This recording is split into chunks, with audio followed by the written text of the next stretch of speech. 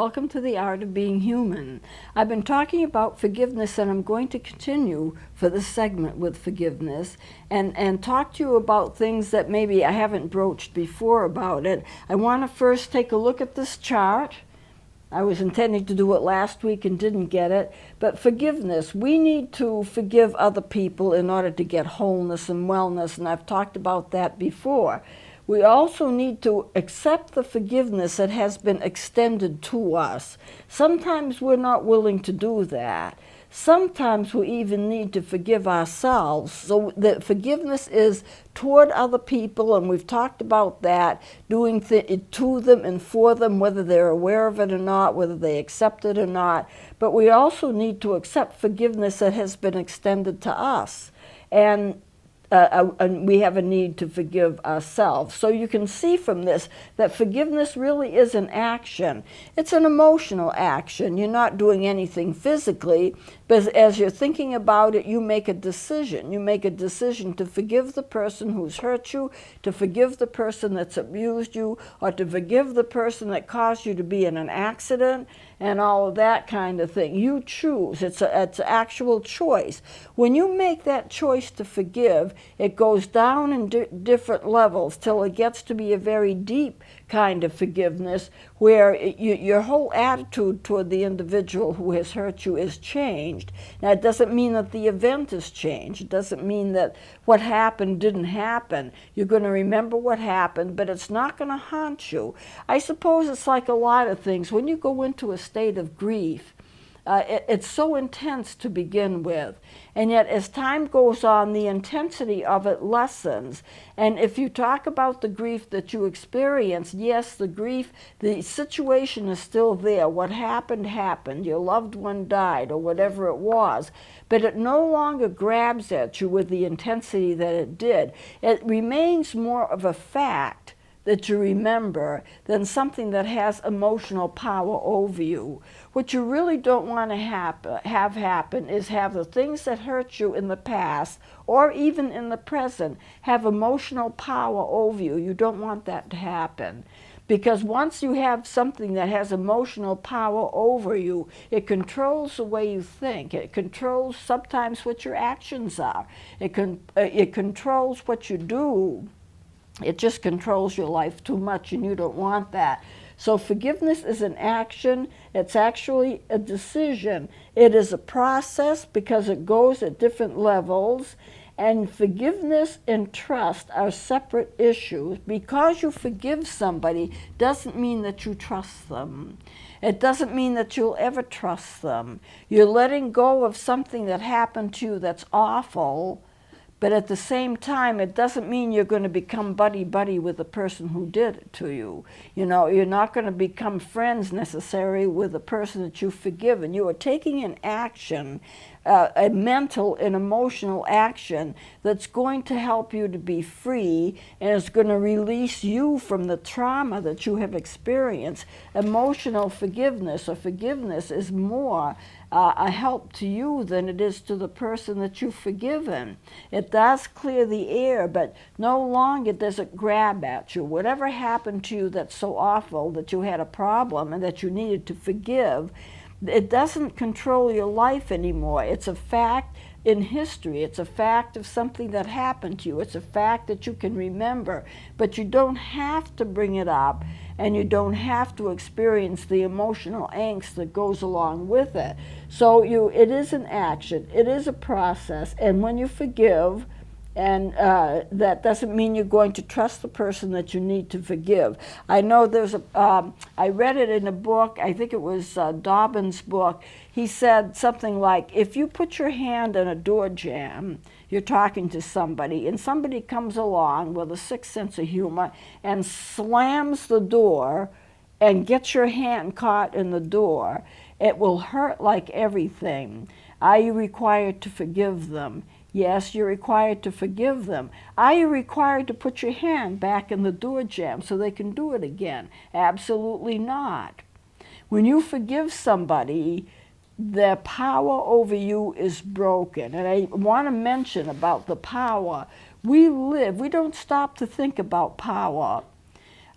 People do have power over us, and maybe I should, maybe instead of the word power, maybe I should use the word authority. And maybe it's a mixture of the two. I think basically it's a mixture of the two. You go to work and you have a boss. Maybe you don't like the boss, but you have to deal with the boss. And so the boss does things to you and is unfair to you in any number of ways. Do you have to forgive the boss? Yes, but you don't have to allow the boss to emotionally control you. It's just a job after all. If you're a child and you're growing up in an abusive situation, the parent or whoever is doing the abusing, it might be a relative, it might not even be your parents, they're the ones that have power over you. And as you grow and you want to forgive and get rid of that and get rid of the awfulness of all of the things that happen, what you're doing is you're getting rid of their power. You're not allowing them to have power over your emotions anymore. I know if, say, for example, you're 7 or 8 years old and you have been abused, as you grow older, you live with the abuse. It becomes your reality. I discussed that a lot in the last segment. Then as you get healed of that, because it's very healable, it's terrible as it happens, there's no doubt about that, what you live through and what you remember and the effect it has upon you is very terrible, and I understand that. It's an awful thing to go through. Once you release that, and once you're free of that, and once you've forgiven that, you don't have any, the person who's hurt you has no power over you again. You know, you are free from their power. So it is important to remember that those that can control your emotions or control what happens to you in an abusive kind of way, they have power over you. And what you want to do is not let them have that power. Because once that power is broken, then you will be freed. And you can remember things. You can remember terrible things, and it does not emotionally have to haunt you. So forgiveness and trust are two separate issues, and the willingness to forgive leads to being ready to forgive. There is a difference between being ready to forgive and wanting to forgive but not being ready. The willingness to forgive comes first. You have to be willing to forgive whoever needs to be forgiven, and that leads to a readiness. You have to make the decision, I really need to forgive this person for what they did to me. And I'm not sure I want to do it because I'm suffering from all of the PTSD that's occurred, but I have to give that up. Why should I continue to suffer? And why should I continue to be angry? It's more powerful to become free of that. And then if you ever do see the person, supposing it's a relative or supposing it's a parent, and they have abused you, wouldn't it be nice at some point in your life, although you may never have to do it, you may never want to do it, and that's okay too, but wouldn't it be nice to be able to say, you know, you did all these terrible things to me. You no longer frighten me. You no longer have any power over my life. I don't have to pay the least bit of attention to you. I don't have to pay the least bit of attention to anything that you've done. If you try to manipulate my life, I will reject it out of hand. I am totally free from you. Now that may be the best healing there is, but it comes along with forgiveness, because once you forgive them, they don't have any power either. It's gone. Their power over you is gone. So forgiveness and trust are two separate issues. One does not lead to another. Being willing to forgive leads to being ready to forgive, and forgiveness is very healing. So forgiveness can occur on different levels. It can occur on the fact that you forgive somebody, and there's a process involved with that, as we've discussed. It gets to a deeper and deeper level as time goes on. And then there's a willingness to forgive yourself if you are guilty and need to be forgiven. Now, there are some things that we do that we need to forgive ourselves for, because we've done things which are not right, and we know it. And we have to be willing to forgive ourselves of those things, even as other people forgive us. You see, we have to be willing to accept the forgiveness that people extend toward us when we are the wrongdoer. And sometimes we're not willing to do that. So I've heard people say, I don't know how many times I've heard people say, well, yeah, I can forgive so-and-so, I can't forgive myself. And if you talk to them from a Christian perspective, God has forgiven you because he's promised to forgive. And if you ask for forgiveness, he gives it to you. There are a lot of verses in the Bible about that. And they'll say, yeah, I can accept the forgiveness of God, but I can't forgive myself. Now, that's a situation that's very bad, and that's a situation that will lead to your destruction eventually, because if you're saying that God, the creator of the universe, it's okay if he forgives you, then, but you're not going to forgive yourself. You're saying several things. You're saying, I prefer to be punished than to be free. And that's not healthy. The other thing that you may be saying, which would be more dangerous, is the fact that, God, your forgiveness isn't enough for me. You're coming to earth and dying, being crucified, and being resurrected is not enough for me. You didn't do a good enough job. It's like a slap in the face to God, who's given everything so that he could forgive you. And you're saying, I'm going to reject that out of hand because I'm not going to forgive myself. You can forgive me all you want to, but I do not wish to forgive myself for what I did. It's like, it doesn't make any sense. And what you're doing is you're slapping God in the face and saying, I don't care what you do.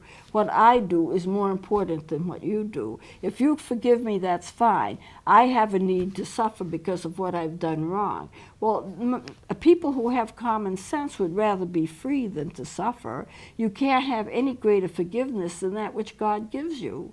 And if God gives you forgiveness and you don't accept the fact that you are totally forgiven because he has done it, then you're saying, God, your sacrifice wasn't worth very much, was it? It's like a slap in the face to God. And it just shouldn't be. That is something that should never be. So we must forgive each other as the Bible commands it, and we need to forgive ourselves if we need it, and otherwise we will just be bound up with anger, hostility, resentment, all of the things that we want to get rid of, all of the things that happen to people because they've been abused, and the things that they need freedom from. We have to just allow it to happen. It's not God's plan to put people in bondage. It's God's plan to free people from bondage. And because that's the case, you don't want to put yourself in bondage because that would make no sense at all. So we have to do what's right, and we have to be able to forgive ourselves. So forgiveness is an action. Forgiveness is a process. And I'm going to read a verse here from the scripture, Ephesians 4:32, and I'm reading it from the NIV. Be kind and compassionate to one another, forgiving each other just as in Christ God forgave you. Now, this is the crux of the whole thing. God forgave you. Let's put it in context. You need to forgive other people even as you are forgiven. In fact, the Lord's Prayer in Matthew says the same thing. We forgive our debts. Forgive our debts even as we forgive our debtors. It depends upon the version that you read, how that reads, but forgive our debts even as we forgive our debtors. In other words, we will be forgiven to the extent that we forgive other people. Forgiveness is a definite command of the Bible. We have to do it. This is what God did for us, and this is what he expects us to do for each other. Now I'm going to tell you a little Bible story about Peter. Peter, and I'll read this again. This comes from Matthew 18, 21, 22, and I'm reading it from the NIV version. Then Peter came to Jesus and asked, Lord, how many times shall I forgive my brother when he sins against me? Up to 7 times? Jesus answered, I tell you, not 7 times, but 77 times. Now those numbers have a meaning. 7 is the number of God. When you multiply that, 777 or 777, it has to do with God's completeness. It has to do with being forever. So what Peter is hoping Jesus will say when he asks the question, how many times do I have to forgive somebody? Up to 7 times?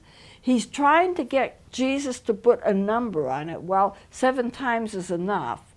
And if the person does something to you on the 8th time, then you don't have to forgive him then. You can start taking action against him. Only 7 times. But God never puts a time period on it. God says that forgiveness is forever, that whenever we sin, whenever we fall, whenever we do something wrong, we can be forgiven. If it happens 100 times, we can still be forgiven. There's no time limit to forgiveness. And when we forgive another person, there's no time limit to that. Supposing somebody irritates you and they do something against you and you're angry at them, but it repeats itself over and over and over and over again, they seem to not stop, then you are required to forgive them every time it happens. God would forgive you every time you did something, and if you did it over and over and over and over again, God's forgiveness is still there. So we are required to forgive even as we are forgiven, and that's important. Now I'm going to go to another chart here. These are translations of some Greek words, which basically has to do with sin. What happens when you sin? How do you miss the mark? How do you trespass against God? You know, the Lord's Prayer says, forgive us our trespasses as we forgive those who trespass against us, or forgive us our debts as we forgive those who trespass against us. Different versions say it in different kinds of ways. But if you are missing the mark and you're not doing right, what are you doing? I've got these are translations of Greek words having to do with the moral failures of people. And I'm not sure that I'm pronouncing them exactly right, but what I want you to do is to get the meaning. These are English translation of Greek words. Hamartia, missing the mark. And I'm going to spell this, Hamartia. It means missing the mark. When we do something wrong, we are missing the mark. Then the second word, spelled Parabasis, Parabias, or Parabasis, I'm not sure exactly how to pronounce it, stepping across the line in a deliberate fashion, doing something wrong that's deliberate. Now, we tend to look at ourselves as pretty good people. You know, I don't rob banks, I don't murder people, I don't give people drugs, I don't lie about people, I don't spread rumors about people. But does that make me a perfect person? Absolutely not, because we all miss the mark in some way. And if somebody kills somebody, well, I'm not perfect either. We tend to compare ourselves with other people, and we say, I'm a good person because I didn't do these things. I didn't rob a bank. I didn't steal somebody's bicycle. You know, I didn't do all these horrible things, so therefore, in comparison to them, I am a good person. But the Bible doesn't look at it. God doesn't look at it that way. We are missing the mark because we're not as holy as He is. The Bible says He is absolutely holy. And unless we are absolutely holy as well, and of course we're not because we're mere human beings, then we have missed the mark in some way. This third, so this is a deliberate trespassing, a deliberate doing wrong. This one, Paraptoma, paraptoma, slipping over the line, but it's not deliberate. How many times have we done something wrong and we're hardly aware that we did it and we did not do it purposely? It's not perfect, but we were not, our motivation was not that, to hurt another person. We do something wrong, but we don't do it purposely. Anomia, anomia, it's being lawless, doing what you want, not caring. No law contains me. I can do what I want, and if I want to speed, I'll speed. If I want to do something else that's bad, it's me, you see. Everything is based on me. And then this Opheilema, ophilema, a debt, something that's owed. And I've decided before when I talked to you about forgiveness, when you forgive somebody, you are canceling their debt. Something is owed to you. Something they did was wrong to you, and in a sense they owe you for it. You are canceling their debt. So to look at this, you miss the mark. Sometimes you miss the mark deliberately, and you do it because you want to, and you don't think it's that bad. If you go to your office and your office has a lot of nice pens, and you take a few home and you say, well, that's all right, it's not really stealing, I work there. But it is, because they don't belong to you. They're there for your use, but you're not allowed to take them home, but you do. That's just a small example, of course. Slipping over the line, not doing it deliberately, and doing things that you want to just because you want to, and nothing will stop you, and getting into debt, something that you do that's bad, and that is a debt that you owe somebody else. So these are the 5 words, the Greek words, translations of the Greek words that have to do with forgiveness, in the sense that you need to be forgiven for all of this. So I'm going to close it here, and I may continue with this next time for another session. If not, I'm going to go into something else. And I think now, after I'm completed with this, I'm going to go into suicidology, because it is such a tragedy, and there are so many people killing themselves, and unfortunately, they're doing it as a coping mechanism. They feel if they're away, if they're dead, then they don't have to go through the suffering they're going through, and they look at it as a coping skill. And it's not that at all, and it's a terrible tragedy for everybody involved in it. And so that will be my next segment after we complete forgiveness. So we'll close it here, and hopefully we'll see you next time.